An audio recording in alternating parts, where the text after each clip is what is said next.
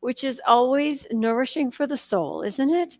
We are a group that believes in supporting each other, loving each other, and celebrating together. So thank you all for being here.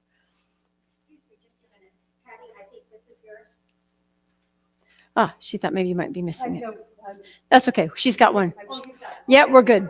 That's okay. Thank you, Mickey. We help each other here, no matter what that looks like.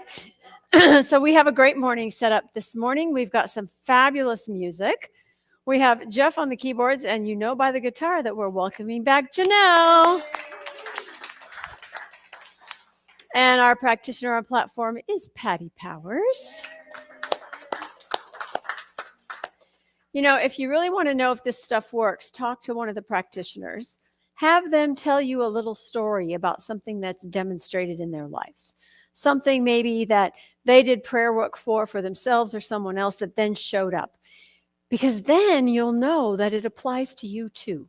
And your practitioners can help you get there, can help you see that, can help you experience what it's like to truly direct your own life in a way that feeds your soul and thereby benefits all of us.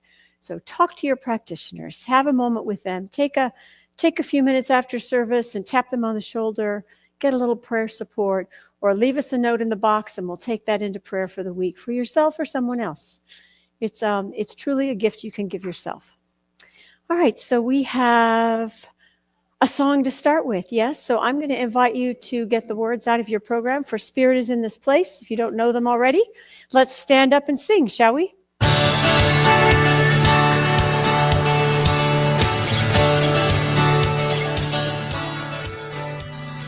We have come together as a family.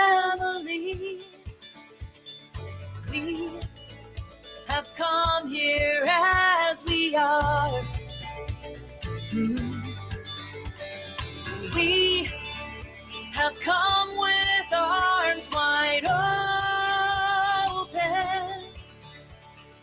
We have gathered here in love.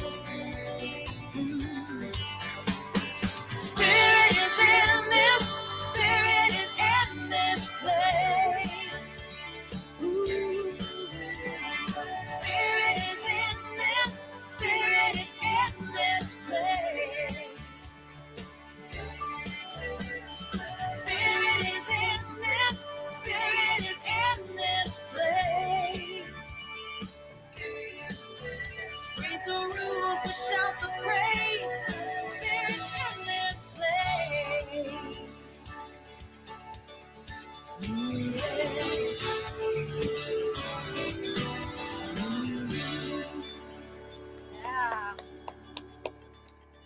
All right. So we're going to take that feeling of Spirit being in this place and we're going to take it into our own hearts. So I invite you to take a moment, take a breath, close your eyes.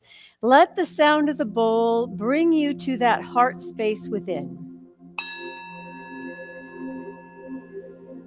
For this is truly where joy lives, where understanding lives, where peace resides. Here in this intimate, heartfelt space connected to the infinite divine. And from here we remember that you and I and Spirit are all one.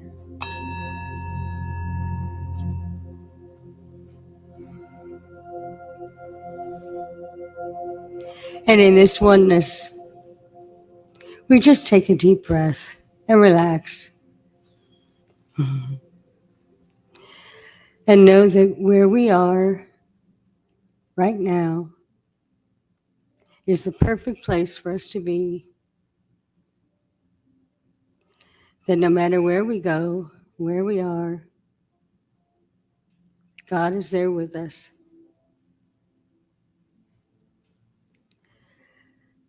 And so knowing this, I speak my word for this day, for this place, for this service, for this time we have together.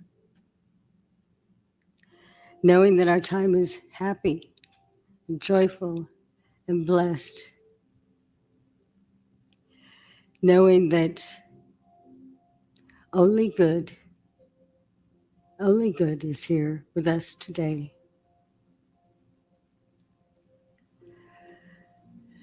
And so knowing that and accepting our good,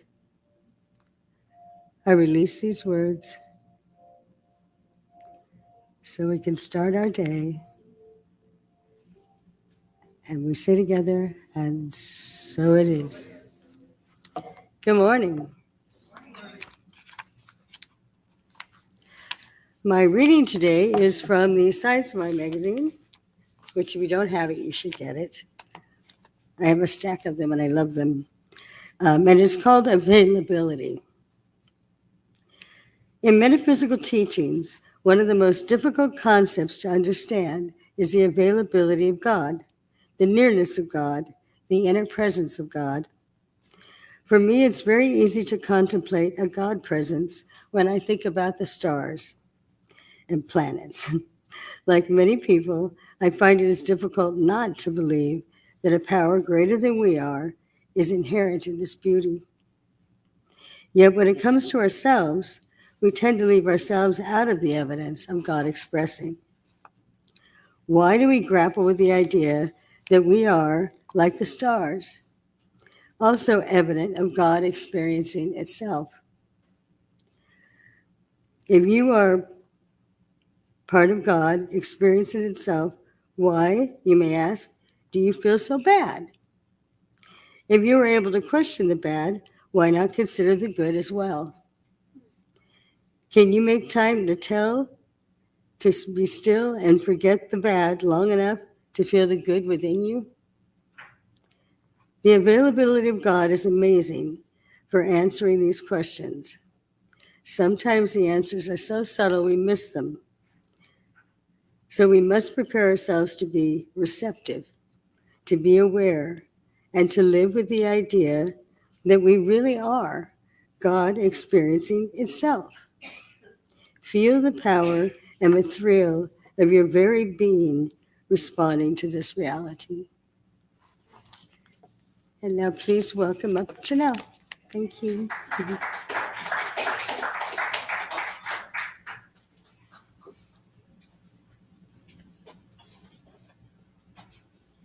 Good morning, everyone.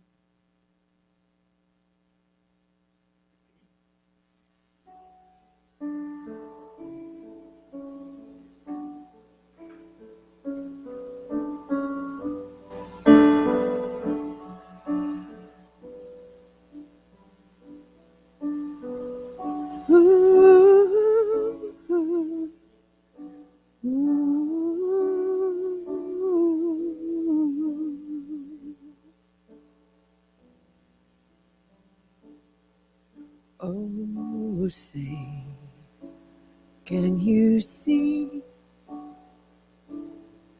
by the dawn's early light?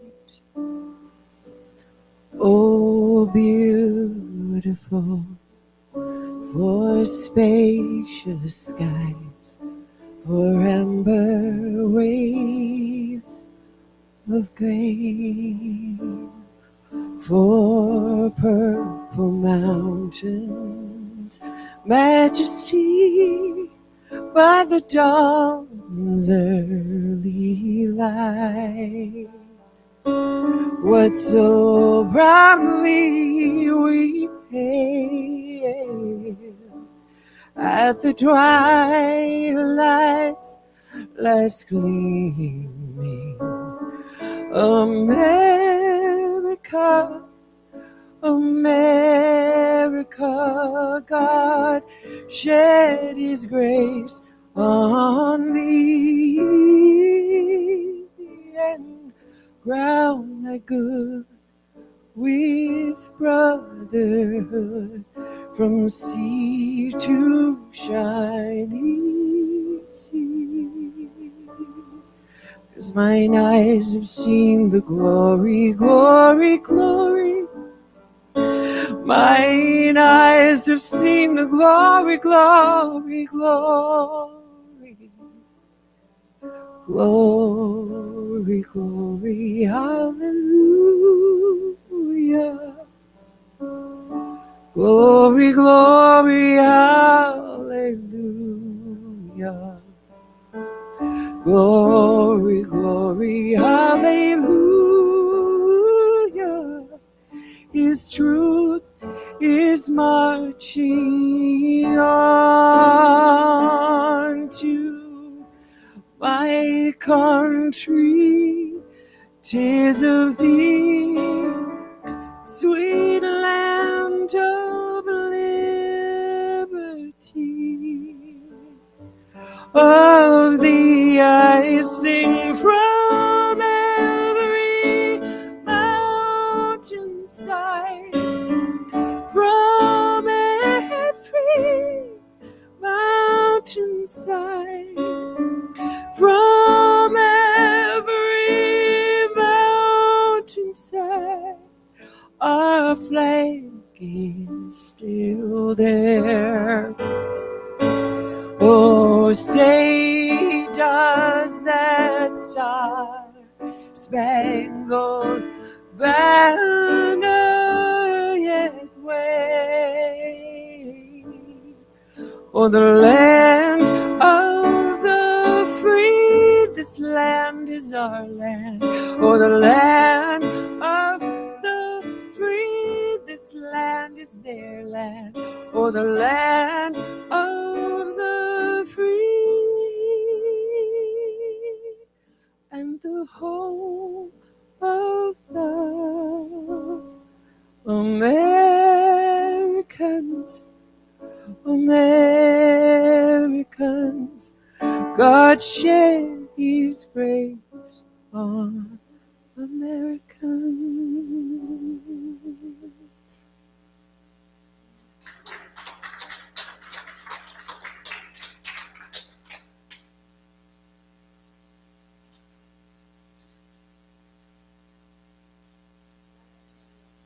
Day for red, white, and blue. For the red, that is the power of love.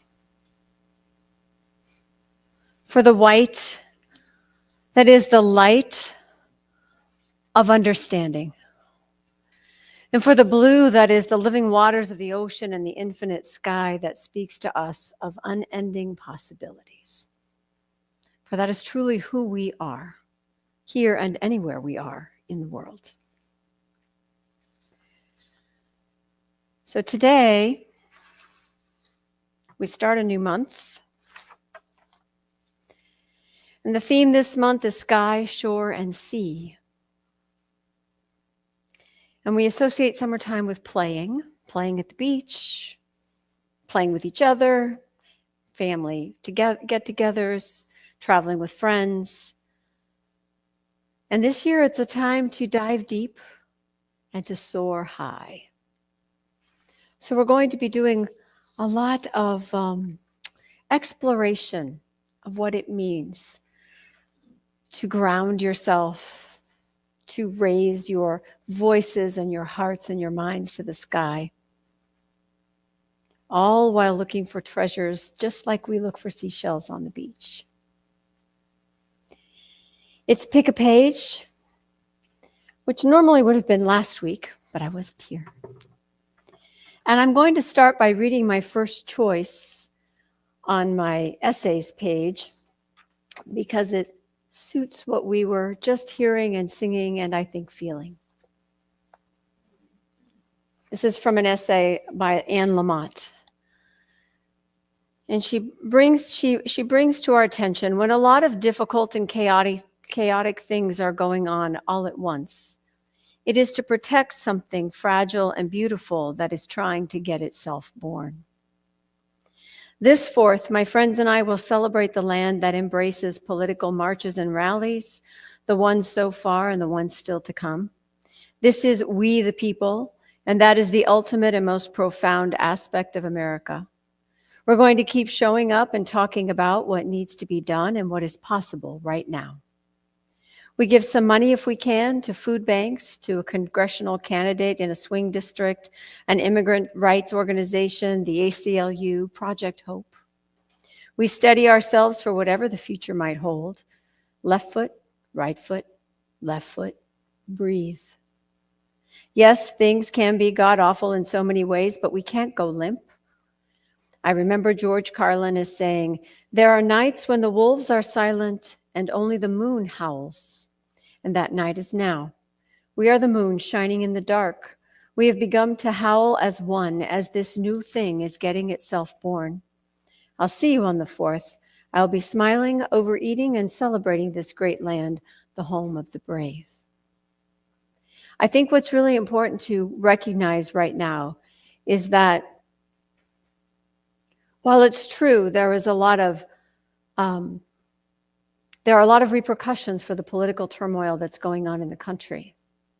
And what we are here to talk about on a Sunday is to remember, to remind, to put back into our minds what it is we truly value, what we claim as our ideal way to live life.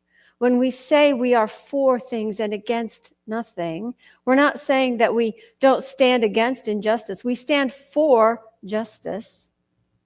We stand for the value of human rights. Whatever you believe personally that civil rights should or shouldn't be, we can all agree that our basic humanity is to be respected. It is sacred. It is the truth of each and every one of us, whether we agree or not. And so it's incumbent upon us to look within, to know what's important to you, to value and live out what moves your heart in a way that is loving and kind and compassionate and all the things we all want to be. In addition to all the other human stuff going on, in addition to the despair or the struggle or the frustration or the anger or the sadness or just the overwhelm, all of those things exist together. But again, like in the reading, it's where do we put our attention?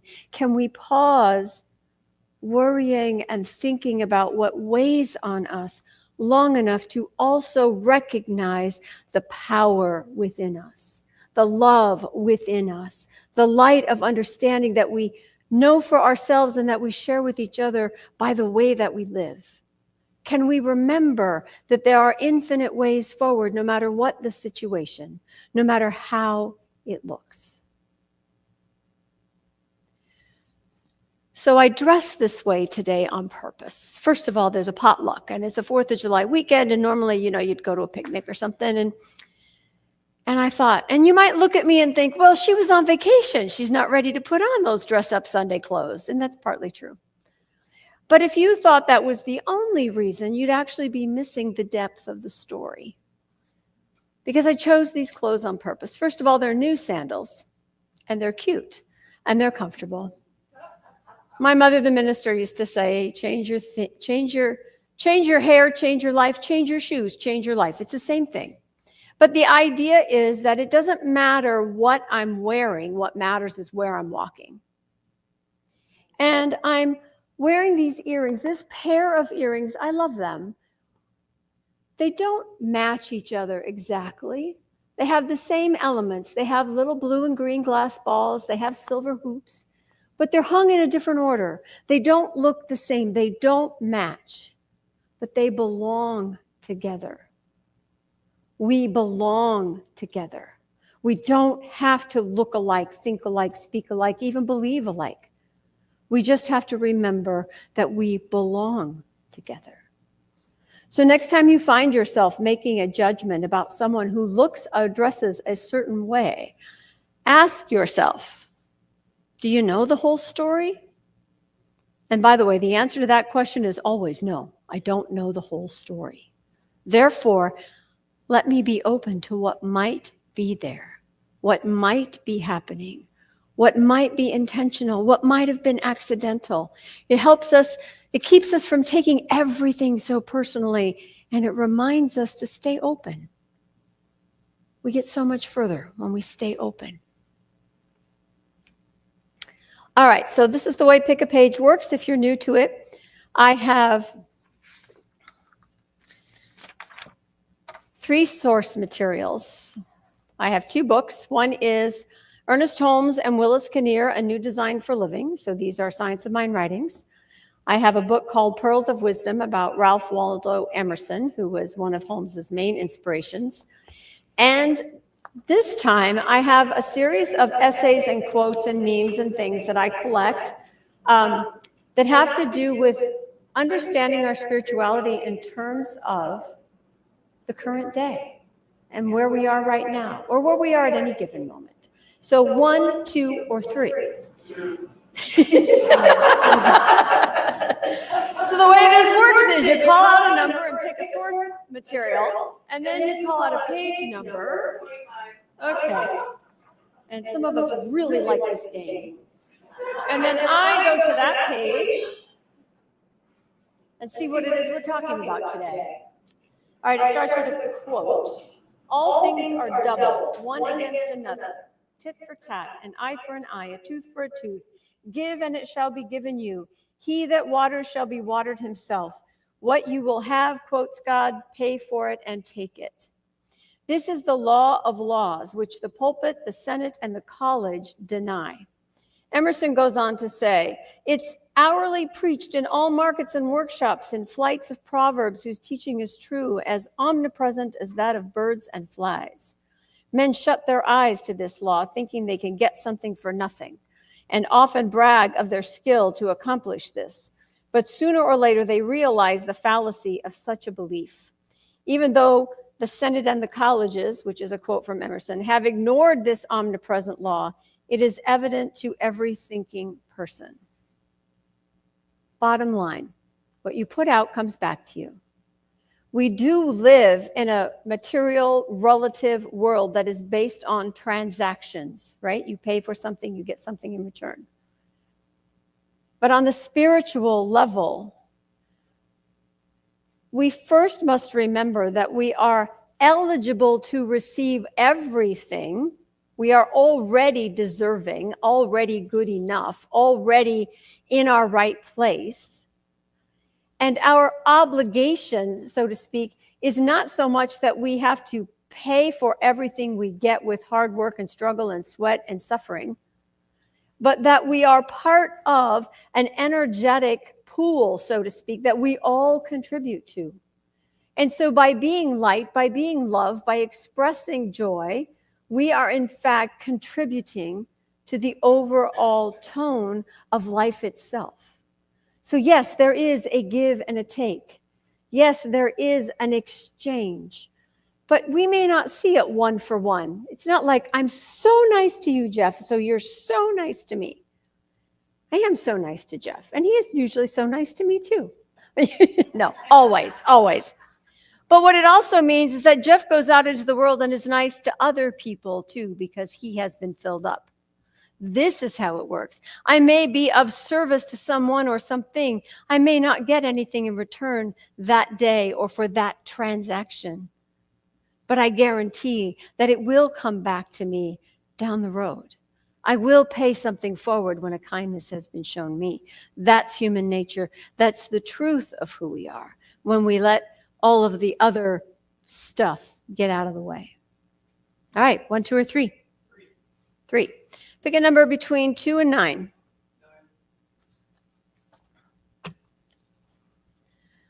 This is from my Israeli blogger, Sarah Tuttle Singer.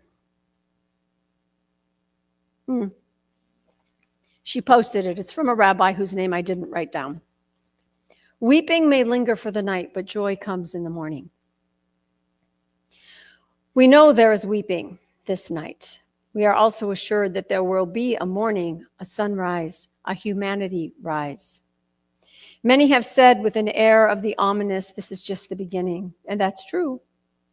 But this is also just the beginning of our new day, too.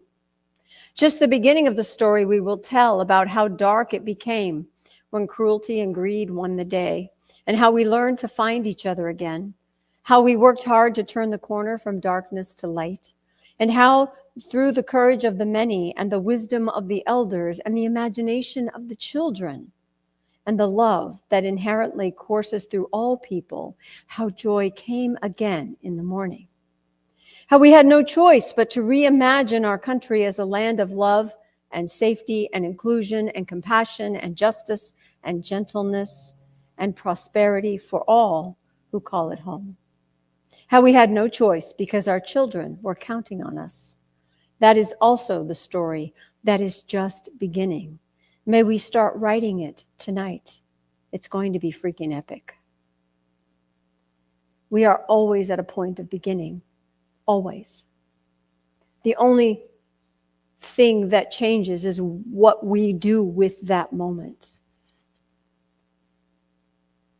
And the fact that we are human means that we can hold the paradox. We can hold the opposites at the same time. Things look very bleak for a lot of people right now. Some of us are safe and warm and dry and well fed, and that's good. And we can come together to create that feeling for more people as we show up every day. This is about hope. This is about remembering that as scary as some things seem to be, as arbitrary as some things seem to be, as people we love are put into danger, that this also is true, that we are at the place where we can begin something new, where we can reimagine how to put ourselves, our communities, our friends, our families back together. And that's what we're called to do. It doesn't happen if we can't see it. It doesn't happen if we are so stuck. We all get there sometimes, but that's why we have friends. That's why we have community. We help each other through by coming up with ways in which to make a difference. And it starts right where you are. It's the conversation you have with a friend. It's the little kid you help with their homework. It's the picking up the litter on the street. It's the laughing at the movies with a bunch of people you don't know. This is us rebuilding. This is us reconnecting. This is what saves us. This is the red, the power of love. Okay, 1, 2, or 3. And a page number. 15.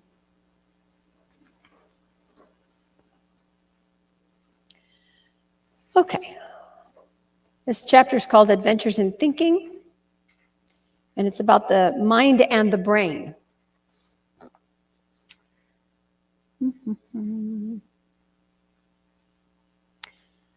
I'm going to find a starting point that is understandable. That's the whole point, right? Is to read Ernest Holmes and Willis Kinnear and translate it into real English. Here we go. Whenever we reach the point where we realize that our thought is creative, not because of our wish or will, but because this is its nature, then we can see how it might be possible to help ourselves through the process of properly directed thought. We will then know that in helping ourselves, we're not using some mysterious power of concentration, some unknown force, but rather are consciously using the creative energy of the mind, which, once recognized, may be definitely and specifically employed. When Holmes talks about mind, he's speaking of consciousness, our ability to conceptualize the energy of life that we observe. We use words, right? We use language, we use pictures, but we're talking about the sense of creation and an understanding that we truly are a part of that we too create, and we create by the way that we think. And so changing the way we think about things, changing our expectation of what is possible, actually changes what is possible. It gives us room to move in new ways. So far, we've been talking about the mind. What about the brain? What happened to it? Where does it fit into the picture? Many people, including some men of science, feel the brain is all there is and there's nothing beyond it. From this viewpoint, they're entirely justified in their conclusions that man, all that he is, all that he creates, all that he feels, all that he senses of beauty, of value, of right, and all that he strives to achieve are only the results of the mechanical relationships of billions of cells in the brain and the attendant flow of electrical charges or chemical actions from one cell to another. There's no question that the brain is a tremendous mechanism, but it is beyond man's wildest dream that he'll ever be able to duplicate the operation of brain. Even if he were to do so, could he ever create consciousness? So the mechanics of our biology are different from the ability of our consciousness. They do work together. But in science of mind, we're saying that consciousness drives the bus, that it directs the brain in ways of thinking, in ways of discovering, in curiosity about learning how things work. But there must be something, capital S something, beyond the physical brain. And then he quotes a bunch of people at the famed Cleveland Clinic, whatever that was in the 1920, 30 something. The brain, it is true, is a physical mechanism, but there must be an operator. An engine is of no value without an engineer. So if the brain is the engine, our consciousness is the engineer. We can change our understanding of how things work, and we do it all the time because we keep discovering new things, we keep trying new things, we keep finding out that something that's existed since the beginning of time, we just now found, that life form in the depths of the ocean we never knew was there. Knowledge is unending. Consciousness covers it all. Questions so far? Are we doing all right? Everybody still with me? Okay. 1, 2, or 3? 2. Page 10. This is Ralph Waldo Emerson.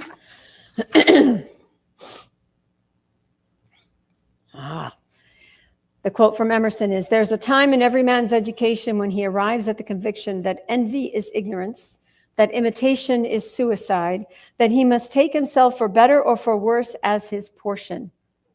In other words, you got to know yourself. Again, the emphasis on yourself to look at what someone else does without envy, but as a realization of possibilities inherent in all mankind. And then to turn your attention to the development of your own possibilities without thought of imitation. That is the secret of original attainment. As no two fingerprints are alike, so are no two people alike. And the material that is you is what you must work with. Make the best of it, and it will be the best of its kind in what you choose to do with it. To envy someone else is to be ignorant of the idea that someone else's success does not take away from yours. Someone else's prosperity does not demean your own ability to be abundant. When we can look at someone who has something we want even, and simply see it as a way to appreciate what's possible. Oh my gosh, it really is possible to live in a mansion on a lake in, the middle of nowhere, and I don't know, whatever your dream is. It really is possible. Some people have done it for them. What this says, what Emerson is saying, is you do it, but do it in your way, for yourself, in ways that speak to you. And that, of course, is perfectly possible, especially if we don't get bogged down by being jealous or envious or judgmental about others. Okay, 1, 2, or 3. Oh, okay, I got a 3 and then I got a 1. Okay, so for 3, I need a number from 2 to 8.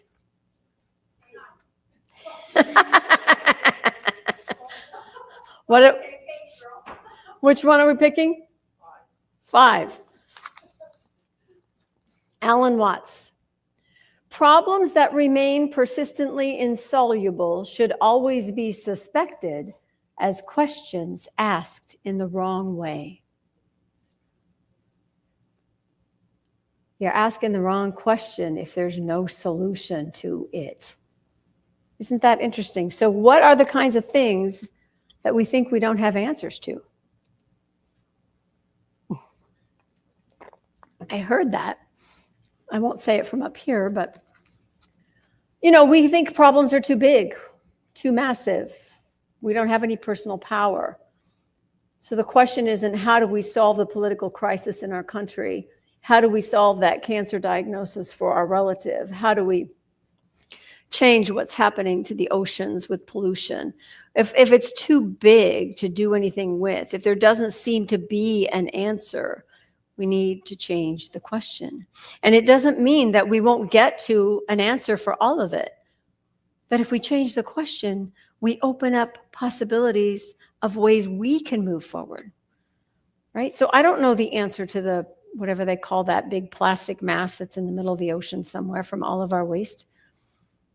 But I know of oceanic study groups that are doing wonderful things with microbes that eat trash and it disappears. And it's like, well, let's support those people, right? So if we ask a different question, what's happening in my community that might be contributing to that? Oh, well, my kid's school doesn't have a recycling program. I bet I could start a recycling program at my kid's school. Change the question in the direction you want to go, and more answers will reveal themselves. Okay? Next. Yes, absolutely. How would that pertain to a bad habit? A bad habit. And Oh, something, you know what I mean? yeah. So you're trying to get rid of a habit, and you can't get rid of a habit. Yeah. So the question might not be, how do I stop this? The question might be, what was the motivation that started this? Like, what was I doing? What was I solving? Or what was I giving myself? Or what was I protecting when all of this started? It gives you the why. And if you know the why, you can change the question, because then you can say, well, I started biting my nails when I was a kid because I was nervous all the time because my household was really chaotic. Well, if I know that, then I can ask myself, as I become aware that I'm indulging in the habit, I can ask myself, is that true today? Am I in danger today? Am I nervous about being around people today? And if I'm not, I have that moment of pause where I can decide, at least right this minute, I'm not going to do that. So if you look for the why, oftentimes you can find a new way in, right? Sometimes it's distraction. Sometimes it's replacing it with something else that's healthier. Sometimes it's an affirmation, replacing the talk in your head. I always call myself stupid when I trip. Well, I trip. Most people do at some point. It's probably not due to ignorance, right? So I can change that, not by saying, don't say that to yourself, because that doesn't work. Or calm down. When has anyone ever calmed down because they were told to calm down? No one ever. Instead, replace it with something you can do. Does that help? Okay. 1, 2, or 3. Page 27. Do you know what you're doing? That's the title of the page. Let's see. Oh, it's just interesting how the universe works. Catch this. In coming to a realization that we may consciously better ourselves through right thinking, we must at the same time know that the reason for our being able to do so is the fact that we are using a power greater than we are. And it is only through understanding of our nature and its nature that we're able to use it in a definite and right manner for specific purposes. The desired results will not be brought about in a minute, although theoretically it should be possible. Rather, we seem to have to build up or change our thought patterns gradually. We achieve a little here and then a little there until finally the main body of our thought is affirmative and constructive. We build our future thought by thought for good or ill, yet know it not. That's Henry Van Dyke. So in order to create the world we want, we have to know what we're doing, which generally means we have to know what we're thinking and whose voice it is in our heads.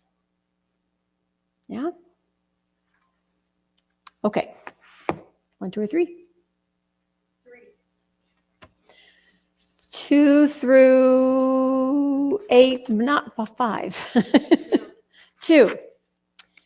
All right. One of my favorite poets, John Rodell. Or Rodel, I'm not sure how to say it.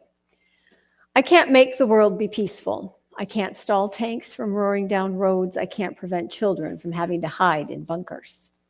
I can't convince the news to stop turning war into a video game. I can't silence the sound of bombs tearing neighborhoods apart. I can't turn a guided missile into a bouquet of flowers. I can't make a warmonger have an ounce of empathy. I can't convince diplomats to quit playing truth or dare. I can't deflect a sniper's bullet from turning a wife into a widow. I can't stave off a schoolyard being reduced to ash and rubble. I can't do any of that. The only thing I can do is love the next person I encounter without any conditions or strings. To love my neighbor so fearlessly that it starts a ripple that stretches from one horizon to the next. I can't force peace into the world, but I can become a force of peace in the world. Because sometimes all it takes is a single lit candle in the darkness to start a movement. Oh, Spirit, let me be a candle of comfort in this world. Let me burn with peace. Who we are matters. Expressing ourselves authentically matters. Speaking up with our own values, our own perspective matters. You know, we really can endure a little bit of discomfort and speak up anyway. We really can endure having somebody be mad at us because they disagree with us and still believe what we believe. We can still show up. And the more we know who we are, the more we surround ourselves with people who support us, who also believe in love and compassion and openness and inclusion, the easier it is to stand in that no matter who's around us. And really what we're saying is it's our obligation to do so. We're not meant to live anyone else's life. We're meant to show up as who we are. And sometimes that means we change our minds, right? We learn something new. We get the bigger picture. We hear more of the story. We understand the background. And maybe we shift our perspective or we shift our position. And then we speak that. And that's worth it. Because otherwise, I feel like I'm the only one. You feel like you're the only one. And that's really hard to do over time. But the more you speak your own heart, the more you know you stand in and as spirit, you don't feel alone. And when you do that, you are broadcasting that. You are shining. That's your light. That's what radiates out from you. That's what pulls in the people who think like you do, who want to support you, who work for the same things. Know what your values are and speak them. And don't let a little discomfort in a situation, dissuade you. Okay, 1, 2, or 3? 2. Okay, page 22. 22. I heard another page. Save that page number for the next one. Emerson. These are famous quotes from Emerson. A foolish consistency, that's when you don't change your mind. A foolish consistency is the hobgoblin of little minds, adorned by little statesmen and philosophers. With consistency, a great soul has simply nothing to do. Speak what you think now in hard words, and tomorrow speak what tomorrow thinks in hard words again, though it contradicts everything you said today. In other words, you are allowed to change your mind. In fact, you are expected to. How else are you going to stay open at the top if you don't let in new stuff and then decide again? Truth is the same today, yesterday, and tomorrow, but we see different aspects of it at different times. Growth implies that. When we see only a small part of a picture, we can make many guesses as to what it is meant to be. But as we see more and more, we finally know more and more what it actually is, showing that many of our guesses were wrong. It's okay to be wrong. I'll say that together. It's okay to be wrong, because it simply means we're changing our minds. And oh, right, that's the motto of this particular philosophy. Change your thinking, change your life. Okay, 1, 2, or 3? 1. What was that page number from the back? 9. Got to get that in there, Mickey, one way or another.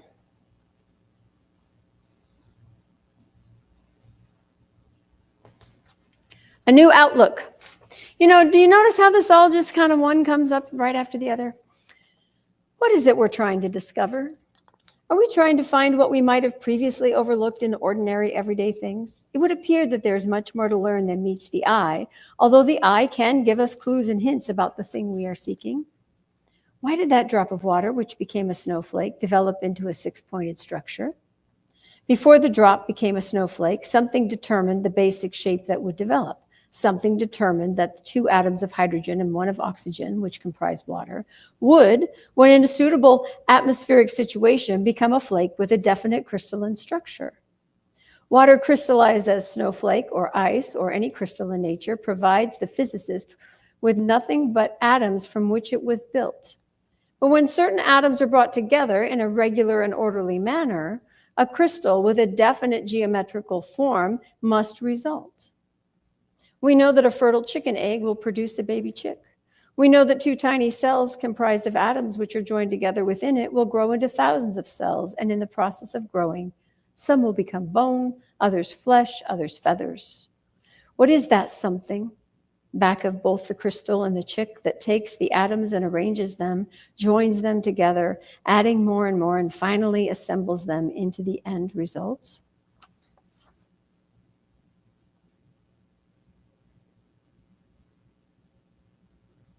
It would appear the physical world did not develop of its own accord or out of the action of electrical charges, but instead there is an organizing factor that uses the atoms to construct things. What would have to be the nature of it? That section ends on a question. And I think it's important to let ourselves be with questions. You probably have a lot of questions in your life, a lot of unfinished business, a lot of unknowns about the future that you're wondering about. And sometimes sitting with the question gives us space to allow for more of those possibilities to show up. We think we have to know. How many of you love to sign up for something you don't know anything about just to learn it? How many of you just go sign up for a class? One or two, yeah. And the rest of us are like, if I'm not perfect, I'm not doing it. If I can't do it well, I don't want to look stupid. Right? And yet, if we're willing to sit with the question, if we're willing to remember what it is that makes us want to learn how to make a souffle, even though we don't know how to cook at all. What is it that makes me want to learn to dance, even though I've never tried it? If we're willing to sit with that, it will become clear. What will rise up in us is the way, is the why, is the reason, is the option. I think the thing we do as a culture is we tell ourselves no all the time. We disguise it as other things. I'm too old, it's too late, I don't have enough money, I don't have enough time. Did I mention I don't have enough time? If COVID taught us nothing else, it taught us the problem was not the time. Because otherwise, all those things you said you never had time to do that you wanted to do, you would have done during COVID, and you didn't do them. I know you didn't. Right? Anybody learn to speak Italian during COVID, even though that's what you thought you wanted to do? That's what I thought. Okay. We got time for a couple more. 1, 2, or 3? 3. Pick a number. 2 to 8. 6.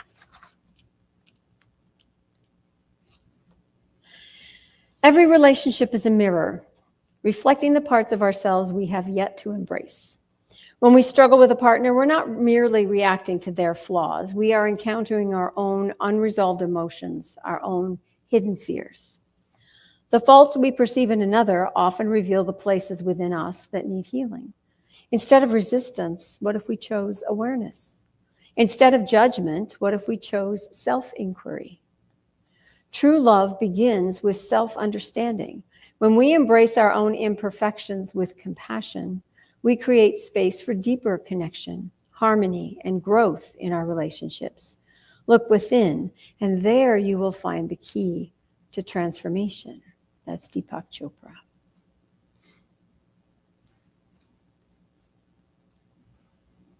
On the very esoteric, mystical, abstract level, when we say there is only one, this is what we're talking about. No matter what we're looking at ourselves.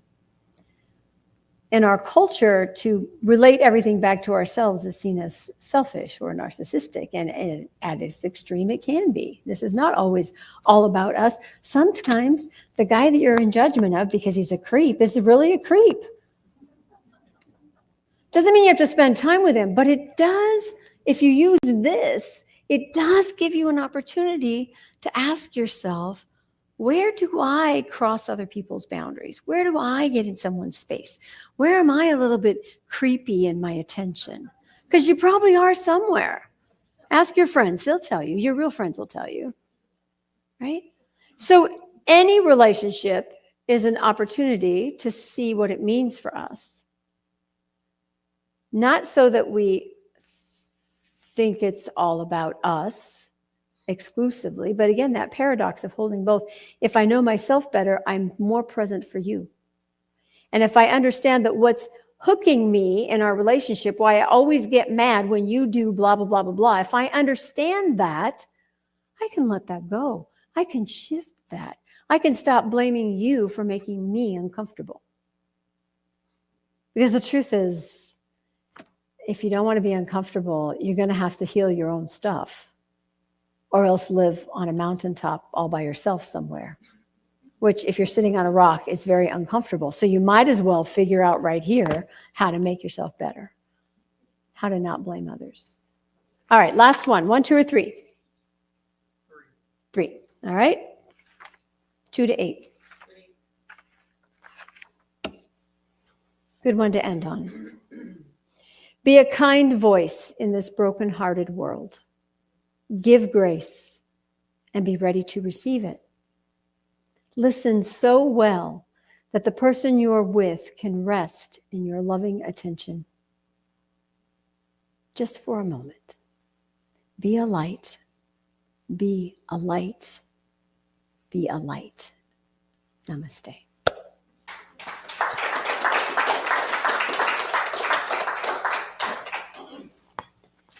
Let's take a moment in centering ourselves.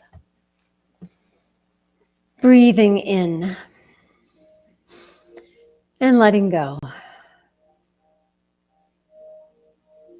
How good it is to understand that the expressions of life are varied. They come from diverse sources, spoken through diverse voices, explained in unusual, humorous, serious, deep, lighthearted ways.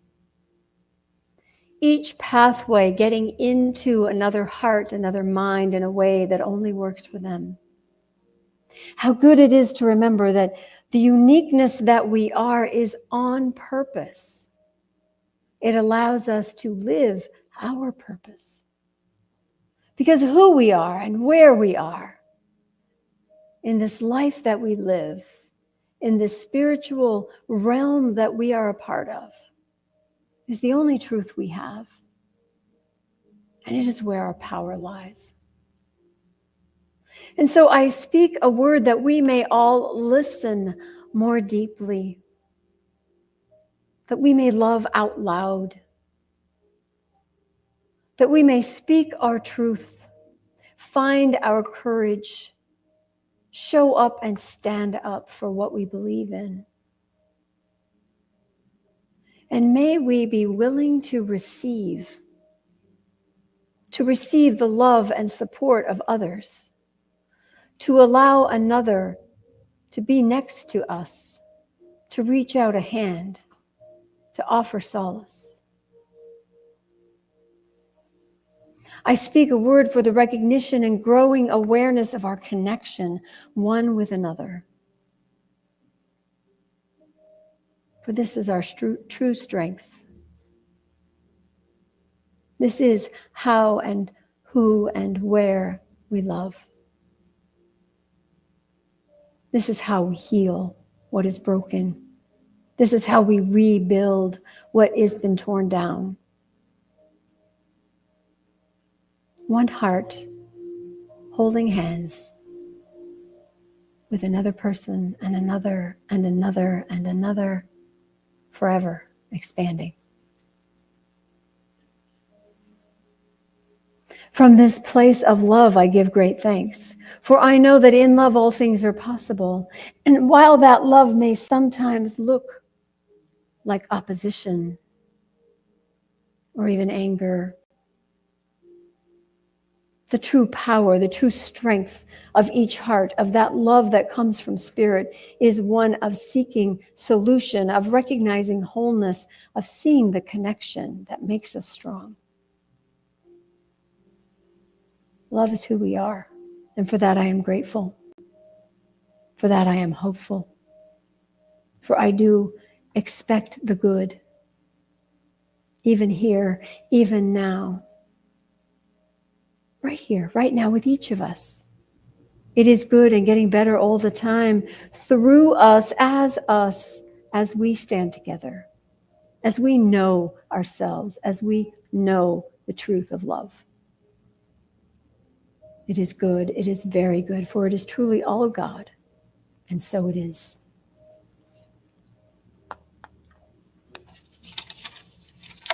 In your program, you'll find our affirmation.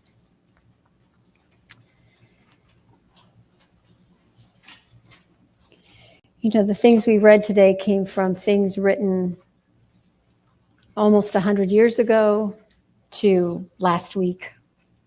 That there's wisdom and inspiration everywhere if we are but open to it. So if you will, repeat after me.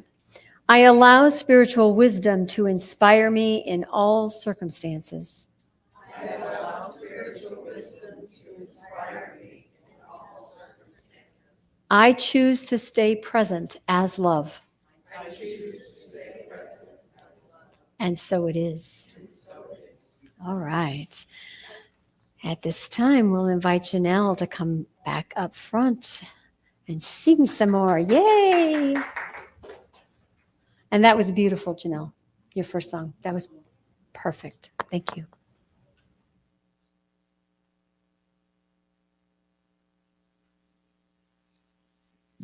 I was outside and I noticed that my trash bin had fallen over. And it had fallen into a bush. So I lifted it up from there and I saw on the cement a beautiful cocoon from a monarch butterfly. And the year before, I had a little experience with the monarch hanging on the side of my stucco out by my front door, and my students would come by and they get to see it as it progressed. Well, this one had lost its little thingy that, I don't know what it's called, but that connects to the tree or the bush or whatever. I don't know if it fell off my trash can or the bush that it bumped into. So I picked it up, I went online, and I found out you're supposed to keep it vertical. So I put it in this container and I put rocks around it to keep it vertical and some leaves and sticks and twigs. And I came home and something said, look at the butterfly. And I went in and it had come out and it was trying to open its wings. So I took it outside. And I just had remembered what had happened the year before, and I took it outside. I put it under a bush, and it started to try to dry off and open its wings, and it kept trying and trying. And I went online again and said anywhere from 2 to 4 hours is the average, but it could last up to 6 or 8 hours for it to open its wings. Well, at 8 hours, it was in the evening, and I had it under this bush, and I went out, and it wasn't done. And so then I went to the internet, and I looked it up, and it said if it doesn't open its wings by that time all the way, it was folded in a couple spots where it didn't come out all the way, that it can still live for, a couple of weeks, but you have to feed it some fruit every other day. So I had a butterfly pet. And so I gave it an apple, a little slice of apple every other day, and it would just make its home on there and has these big long tongues or whatever, and it would just suck on it all day. And every day I gave it a little outing. I let it go outside, and I put a little cover over it so it could still get air and, just play around. And it would try to fly every day. It would try to fly.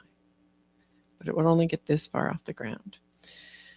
By the time we got to a week, my students that had seen it in the cocoon were there. And I said, "Do you want to see the butterfly?" Because I had given it was outside.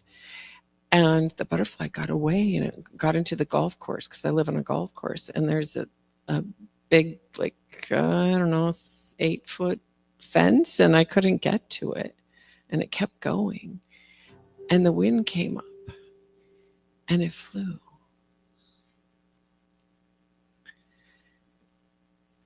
But it died right after that. But it never stopped trying to fly. Even though it wasn't born or didn't come out right, whatever happened to it so that it wasn't able to fully embrace its wings, it never stopped trying to fly. It needed that little bit of breeze that came. And I know for the big things in my life, and it really, for everything that we do, we need that little bit of breeze to push us forward, to get us to the next step. And I believe that we all were born to fly in some way. And that butterfly's message to me was, don't stop trying to spread your wings. You never know when the breeze is going to come up and lift you higher than you've been before. And we all need to keep trying to do that. And with the struggle that a lot of the world is in, that we see in the news and all that, it's very heavy. And this week I was taking a walk, and I was reminded of being grateful for everything, even the things I'm not doing, that I'm not able to do, that I don't feel like doing right now because I feel overwhelmed by what's happening in the world. To even be grateful for that. And by being grateful for me and my reaction, suddenly it opened the door for me to react differently and think about opening my wings. Keep trying, even though they're not unfolding all the way. And this song that I wrote a couple of years ago about being grateful for everything hit another level for me, of being even grateful for my own reaction that I'm beating myself up about. We're not supposed to beat ourselves up. We're supposed to love ourselves in spite of everything, but we do. And I don't know who needed to hear that, or the butterfly story, or whatever, or just being grateful, but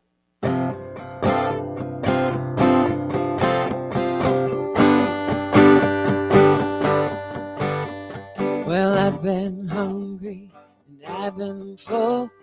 I've been first and I have been last. I've been late and I've been early. I've been picked and I have been passed. I have been a fool and I have gained the wisdom of kings. I'd gladly share it all with you, but ain't nobody listening. I got to do that. I got to be that. I got to know that I got nothing to show for that.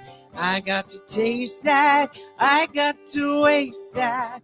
I got to hold that. I got to let go of that. I got to. I got to. I got to. Well, doors have swung wide, open wide. Others slammed in my face. I've been young, but now that I'm older, there are things that I'd like to erase. But if I erase anything, I might change what I hold in my hand. Though gravity can get the best of me, I kinda like where I got to land. I got to do, I got to love that. I got to leave that. I got to touch that. I got too much of that. I got to live that. I got to give that. I got to need that. I got to be free of that. I got to. I got to. I got to. Practicing gratitude keeps me in line. But my favorite thing I got to do is right here, right now, right here, right now. I got to be with you.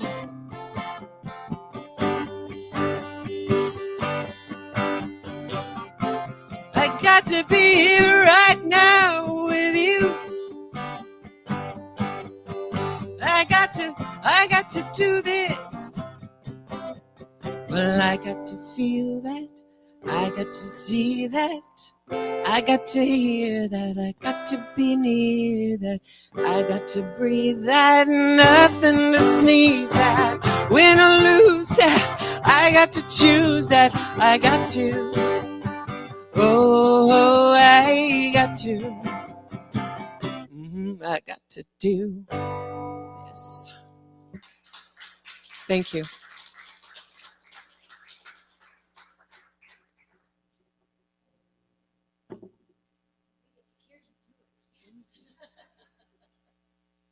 So before you come up, I want to circle back around to how I opened with how I'm dressed. I wanted to ask you, am I any less ministerial if I wear flats on the platform? Am I ever not who I am, whether I'm on vacation or in my house or in front of you or at a party? I mean, no. So maybe that will help us when we look at others to remember that they are still who they are, no matter what they're wearing, whether physically, emotionally, mentally, whatever they're doing. This truth is true for all of us. So that doesn't mean I'll be wearing beach clothes every Sunday, but maybe once in a while. All right, let's invite our ushers to come forward. Let's know that we are abundance in form, that who we are is a gift of all that God has given, that where we are is right where we're meant to be, and that when we share, we simply expand who and what we are and what we have. You can't outgive God. And so say with me our prosperity affirmation: divine love through me blesses and multiplies all that I am, all that I give, and all that I receive. I am prosperous now.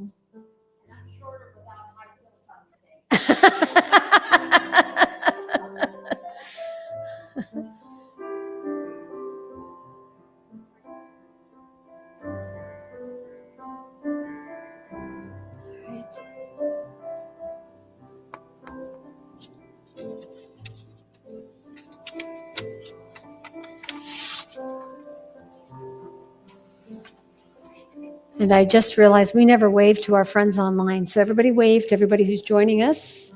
Thank you. We're happy you're here. All right. We have our flowers today are from Todd Laughlin, who has traveled back to Mexico. So apparently he left us a goodbye gift. He was here for 2 years and has returned to Mexico to start a community center to serve the underprivileged community that he was living in. And I've asked him to keep in touch with us to let us know what he might need or how we might support him in his endeavors. But that's a very sunny reminder of just how lovely it is. And he said he would be watching. So thank you, Todd.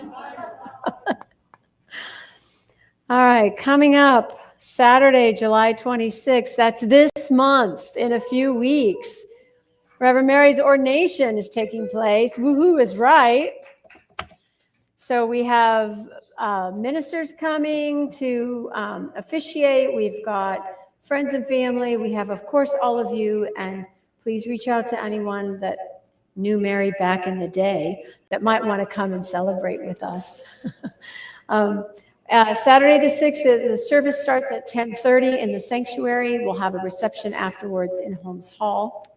And RSVP, so we know how much food to have, please, with Sally. Sally's in the back there in the green shirt. Yep, there you go. Today we have our potluck. We have food. We have a reason to sit in the hall and talk to each other. I highly encourage you to eat well and chat with many, because it will be fun. Yes, ma'am. Oh, we're going to have entertainment. Oh, bonus. Woo. All righty then. We'll take it.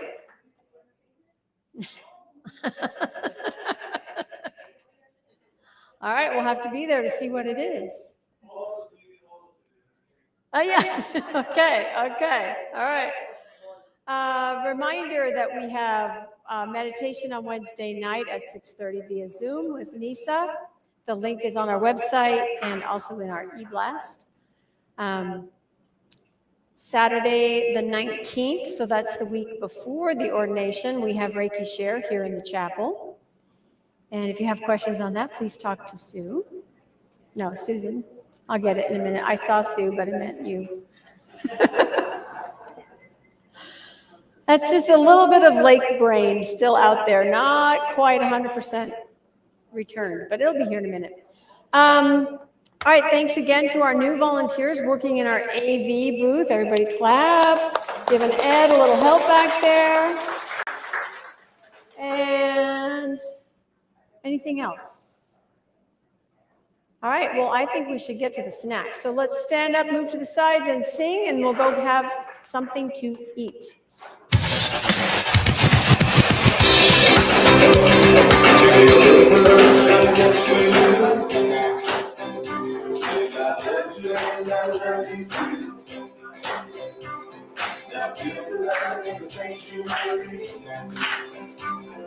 Lift your voice and repeat after me.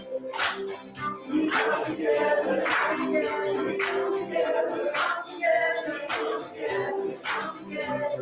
In the name of love, every walk of life, every walk of life, every breath of love, every power that you breathe.